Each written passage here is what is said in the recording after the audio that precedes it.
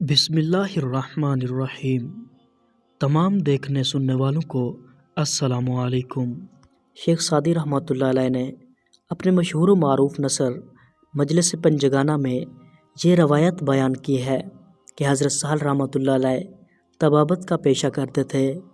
جب انہوں نے فقر اختیار کیا تو ایک عرصے تک ریاضات و مجاہدات میں مشغول رہے، یہاں تک کہ ان کو کثرت سے رویائے صالح ہونے لگا، اور ایک تو مرتبہ کسی معاملے میں کشف بھی ہوا۔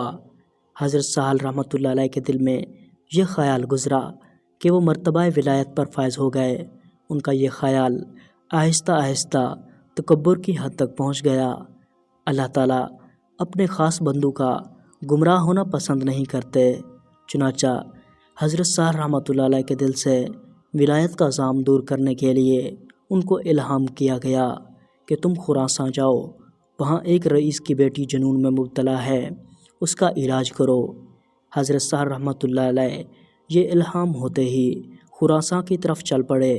خراساں پہنچ کر انہوں نے لوگوں سے اس رئیس کا پتہ دریافت کیا تو انہوں نے ایک عالی شان محل کی طرف اشارہ کیا۔ حضرت سہل رحمۃ اللہ علیہ محل کی طرف گئے تو دیکھا کہ وسیع و عریض قصر ہے، جس کے سامنے ایک دلکش باغ ہے اور اس میں کچھ آدمی گلگشت میں مصروف ہیں۔ حضرت سہل رحمۃ اللہ علیہ نے ان سے کہا کہ میں طبیب ہوں اور اس رئیس کی دیوانی بیٹی کا علاج کرنا چاہتا ہوں۔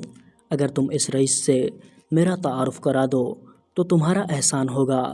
ان میں سے ایک شخص نے غور سے حضرت سہل رحمۃ اللہ علیہ کی طرف دیکھا اور کہا، میاں معلوم ہوتا ہے کہ تمہارا دماغ چل گیا ہے، آخر موت کو دعوت دینے میں کیا تک ہے؟ ذرا اس قصر کی دیوار سے اندر جھانک کر تو دیکھو۔ حضرت سہل رحمۃ اللہ علیہ نے اس دیوار کی پرلی طرف نظر ڈالی تو 20 کٹے سار موجود تھے۔ واپس آ کر ان لوگوں سے پوچھا کہ یہ کیا معاملہ ہے؟ انہوں نے کہا کہ تجھ سے پہلے کئی طبیب آئے، انہوں نے یہ دعویٰ کیا کہ وہ اس لڑکی کا علاج کریں گے۔ رئیس نے اس شرط پر اپنی بیٹی کا علاج کرنے کی اجازت دی کہ اگر علاج کامیاب نہ ہوا تو ان کا سر قلم کر دیا جائے گا۔ چنانچہ یہ کٹے ہوئے سر انہی طبیبوں کے ہیں جو اپنے تمام نسخے آزمانے کے باوجود علاج میں ناکام رہے۔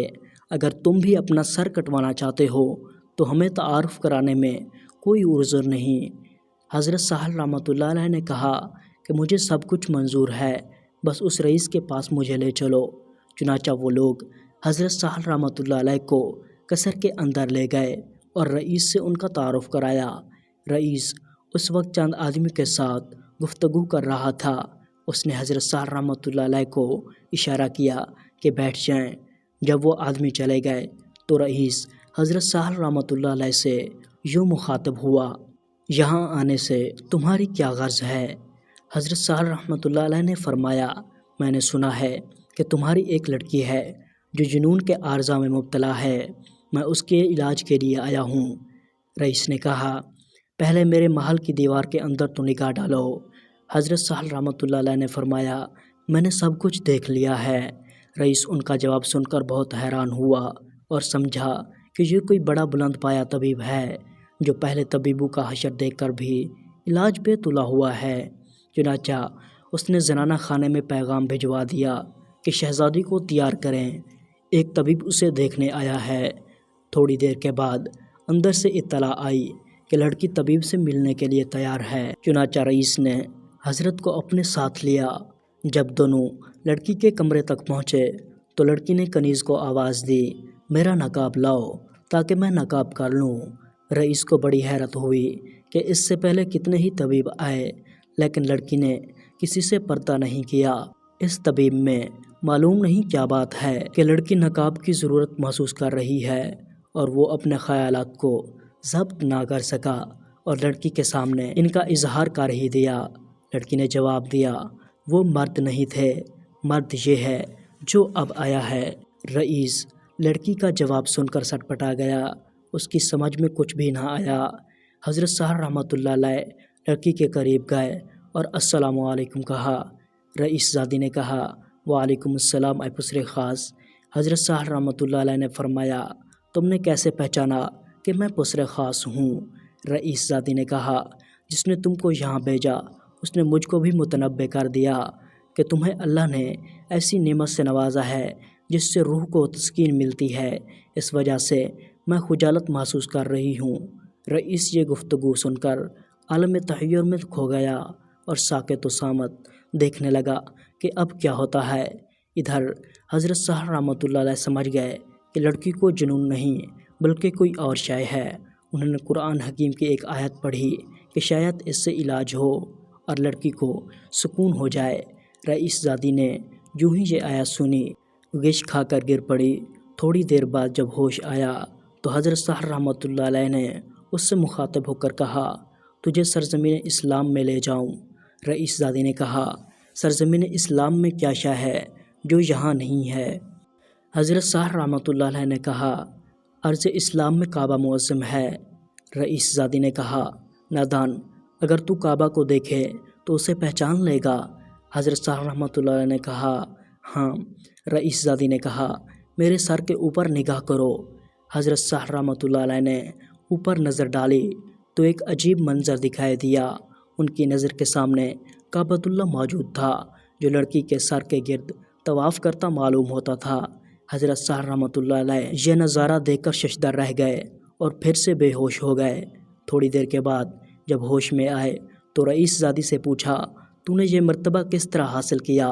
رئیس زادی نے کہا، نادان، تمہیں معلوم ہونا چاہیے کہ جو شخص اپنے پاؤں کے ساتھ کعبہ جاتا ہے وہ کعبے کا طواف کرتا ہے، اور جو اپنے دل کے ساتھ کعبہ جاتا ہے کعبہ اس کا طواف کرتا ہے۔ اور تجھے یہ بھی جان لینا چاہیے کہ تو ابھی خدا سے ایک قدم دور ہے۔ اگر تمہاری خواہش ہو تو میں تمہارے لیے اس راز کو فاش کر دیتی ہوں، جلد بتاؤ جاننا چاہتے ہو یا نہیں؟ حضرت سہل رحمۃ اللہ علیہ نے کہا، میری جان تم پر قربان، کہو ورنہ میں دیوانہ ہو جاؤں گا۔ رئیس زادی نے کہا، جس نے اپنے نفس کو پہچان لیا اس نے اپنے رب کو پہچان لیا۔ رئیس زادی کا جواب سن کر حضرت سہل رحمۃ اللہ علیہ کے سارے حجابات دور ہو گئے اور انہیں معلوم ہو گیا کہ اس دنیا میں اللہ کے بہت سے ایسے بندے ہیں جو ان سے کہیں بلند مرتبہ پر فائز ہیں۔ چنانچہ ان کے دل سے اپنی ولایت اور بڑائی کا خیال یکسر جاتا رہا۔ اس طرح اللہ تعالیٰ نے اس واقعے کے ذریعے ان کو تنبیہ کر کے گمراہ ہونے سے بچا لیا۔ بے شک اللہ والوں کی شان ہی نرالی اور انوکھی ہوتی ہے، وہ دنیا سے بے نیاز ہو کر زندگی گزارتے ہیں۔ اللہ تعالیٰ ہمیں اولیاء اللہ کی قدر کرنے اور ان کے نقش قدم پر چلنے کی توفیق عطا فرمائے، آمین۔ میرے عزیزو، اگر آپ مزید اسلامک ویڈیوز دیکھنا چاہتے ہیں تو ہمارا چینل اسلام کا سفر ضرور سبسکرائب کریں۔